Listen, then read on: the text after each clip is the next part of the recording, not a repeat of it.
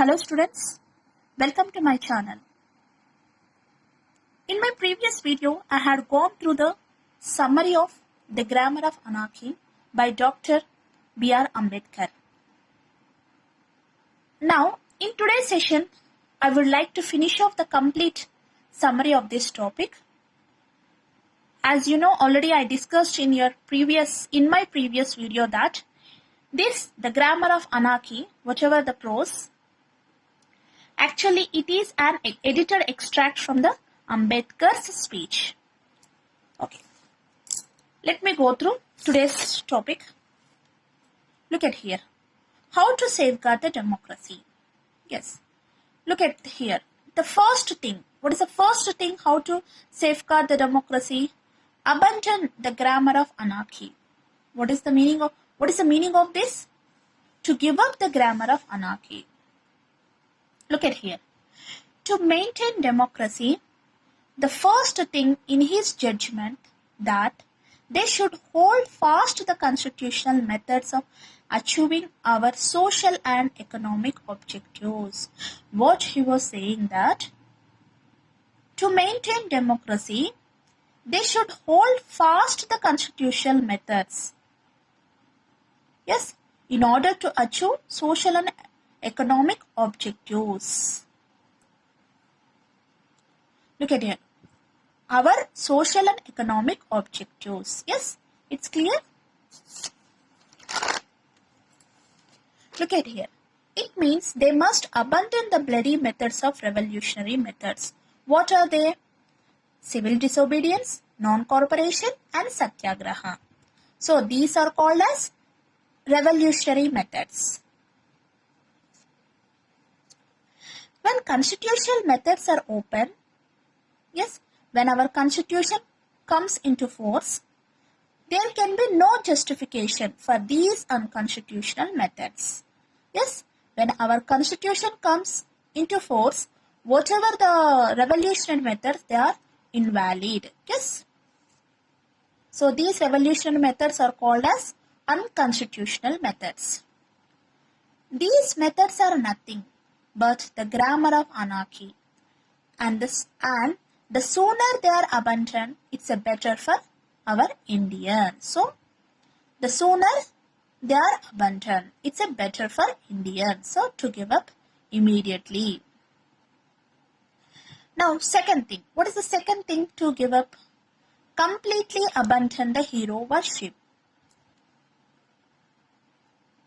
The second thing we must do is to observe the caution which John Stuart Mill has given to all who are interested in the maintenance of democracy, namely not to lay their liberties at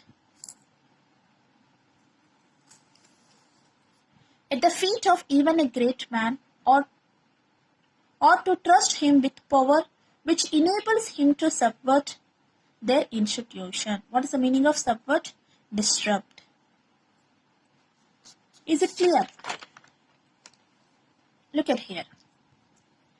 There is nothing wrong is being grateful to great men who have rendered lifelong services to the country, who had given his life for the country. It's a great thing to be very grateful to such persons who had given their life for the country. So lifelong, look at here. Nothing wrong in that. So give respect to them and follow them. Follow their ideas. It's a great thing. Yes, everyone has to follow whatever his footings. Who had given his life for country, service to the country. But there are limits to this such type of gratefulness. What he is saying that yes, it's very good. It's nothing wrong in that. Yes, follow their footings. Very, very good. But there are limits to this thing. This caution is far more necessary in the case of India than in the case of any other country. What he is saying that it's very, very necessary for our Indians. Yes, because look at here. Because in our India, bhakti is called as hero worship in the politics. Whereas in religion, it leads to the salvation of the soul. Actually, what is bhakti in religion? which leads to the salvation of the soul. But whereas in politics, bhakti is called as hero worship, then what is going to happen? This hero worship in Indian politics leads to degradation of democracy. What is the ultimate? What is the final result? What is that? It leads to the degradation of democracy and giving place to dictatorship. So, hero worship, so completely collapsing the system. So, what is dictatorship? Opposite to democracy. What is the meaning of that? A ruler or a small group with absolute power over the people holds power often through force. Yes.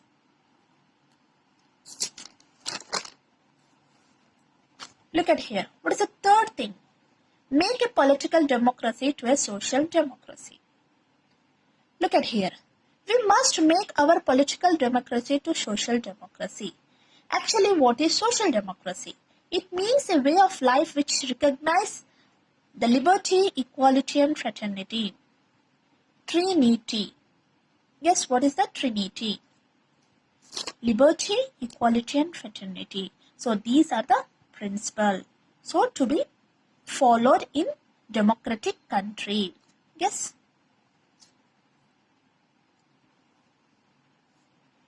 Look at here. Equality without liberty would kill individual initiative.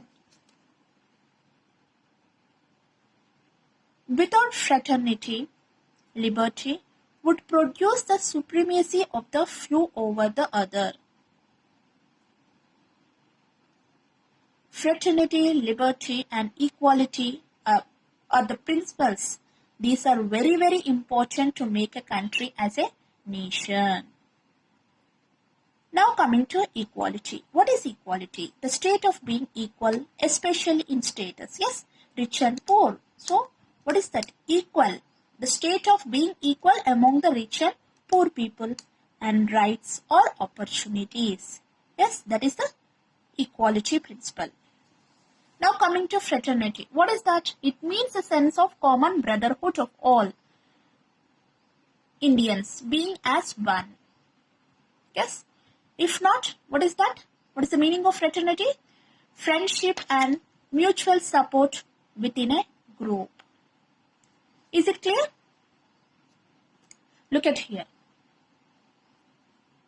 In politics, the principle of one man, one vote and one vote, one value has been recognized. But whereas in our social and economic life, this principle is denied. Look at here. In politics, what has been recognized? They are following. In politics, they are following the principle of one man, one vote, one value principle. But whereas in social and economic life, they are not following this principle. Yes. So this principle of one man, one value should be followed in our country to develop a social democratic country. Yes. Got it? In politics, they are following this rule.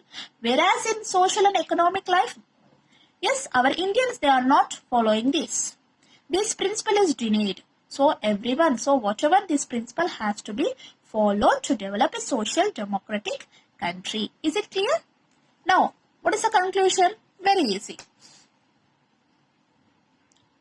On the 26th Jan 1950, our India would be a democratic country in the sense that India from that day would have a government of the people, by the people, for the people. So what is that? Democratic. What is the meaning of that? Democratic country. What is democratic country? The country, the government of the country. What is that government? Government of the people, by the people, for the people. So that is ruled by the people. A government that is ruled by the people, for the people and of the people is called as democratic country. So India is democratic country. So on the 26th Jan 1950, our India would be a democratic country. Yes, Ambedkar he concluded the speech by saying that India is going to attain the republic.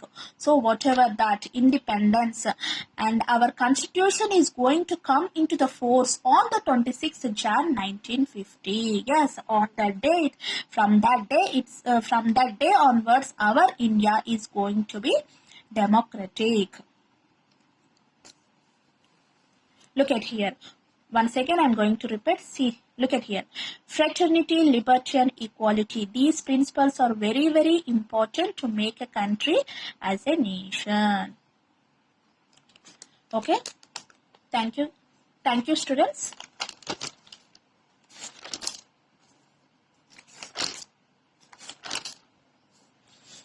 This is a summary of the Grammar of Anarchy by Dr. B.R. Ambedkar.